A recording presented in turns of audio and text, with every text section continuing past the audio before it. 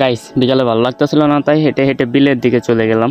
এখানে এসে দেখি আমাদের বাসার যে দারোয়ানটা আছে ওইটাও ওখানে বসে আছে, মনে হয় ওরও আমার মতো ভালো লাগতেছে না। কিরে বেটা এনে কি করস? আর এই জায়গাটা অনেক নিরিবিলি থাকে, তাই অনেক ভালো লাগে। তারপর এখানে বসেও কিছুক্ষণ ফোন চালালাম, আবার চিন্তা করতেছি কেউ গেম খেলতেছি কিনা দেখি। তারপর হেঁটে হেঁটে যেখানে গেম খেলেছি এখানে চলে আসলাম। মূলত আমরা এই জায়গাটাই গেম খেলি, যেহেতু আমাদের বাড়ির এখানে নেট থাকে, বাট গেম খেলার মতো নেট থাকে না, অনেক ঝামেলা করে, তাই সবাই এই জায়গাটায় এসে গেম খেলে। বাট এখানে এসে দেখি কেউ নাই, তো আর কি করার, আমিও তো আর একা একা গেম খেলবো না। বাসার দিকে চলে যাই। হাঁটতে হাঁটতে মনে পড়লো আমার কিছু কাপড় ধুয়ে দিতে হবে। বাসায় এসে যে কাপড়গুলো ধুয়ে দিতে হবে ওগুলো নিয়ে আমাদের যে পানির কলটা আছে ওইখানে চলে আসলাম।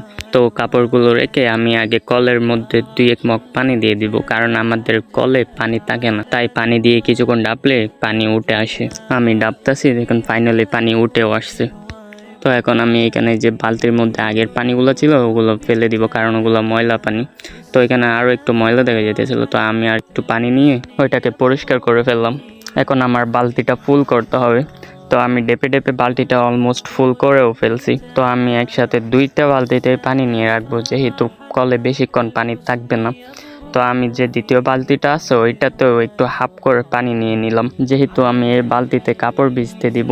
তো অলরেডি আমার বালতিতে পানি নেওয়া হয়ে গেছে, তো বালতির ভিতর এখন আমি কাপড়গুলো দিয়ে দিব। এখন আমার এখানে সার্ফ এক্সেল দেওয়া লাগবে, সার্ফ এক্সেল দিয়ে কিছুক্ষণ নেড়ে চেড়ে ওগুলাকে ভিজতে দিব। ততক্ষণে আমরা আমাদের যে কলা বাগান আছে ওইটা একটু দেখে আসি। এসে দেখি আমাদের কলা বাগানে মাশাআল্লাহ অনেক ভালো কলা ধরছে, ইভেন অনেক বড় বড়ও হয়েছে। আর এইগুলো হচ্ছে দেশি কলা, মানে আমাদের এদিকে সাগর কলাই বলে, বাট কাদের এদিকে কিরকম বলে জানি না, আমাদের এদিকে সাগর কলাই বলে। আর একটু এসে দেখি এখানে একটা পিচ্ছি গাছে পিচ্ছি দেখে একটা কলা পড়ছে।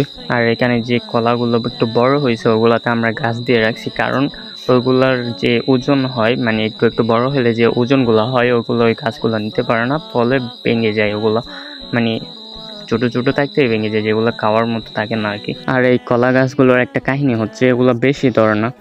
এক জায়গায় যদি 10টা কলা গাছও থাকে ধরবে একটাই, পরে যদি ওই কলাটা কেটে ফেলে তারপরে ধরবে আরেকটা। আর এইদিকে আমরা যে ছোট ছোট ড্রাগন ফলের চারাগুলো লাগাইছিলাম ওগুলো দেখে অনেক বড় হয়েছে আর উপরেও উঠে গেছে। আর পাশে একটা আব্বু পেয়ালা চারা লাগাইছিল, ওইটাতেও দেখি কয়েকটা পেয়ালা ধরছে। আর এইদিকে দেখি আমাদের বেলগুলো অনেক বড় বড় হয়েছে, বাট দেখেন এখানে আমার ছোট ভাই কি অবস্থা করছে। আর এই অবস্থা করার পিছনে একটা কাহিনী আছে। এখানে যে বেলগুলো আছে ওইগুলো এখনো উপরের যে সাইডটা থাকে ওইটা এখনো শক্ত হয় নাই, যার কারণে কাঠবিড়ালি এসে ওগুলো খেয়ে ফেলে। দেখেন একটা খেয়েও ফেলছে, আর পুরোটা খায় না, একটু করে খেয়ে বাকিটা রেখে চলে যায়, পরে ওইটা পচে পড়ে যায়। সে কারণে এভাবে পলিথিন দিয়ে মোড়ায় রাখছে। আর ছোট মানুষ তো যতটুকু নাগাল পাইছে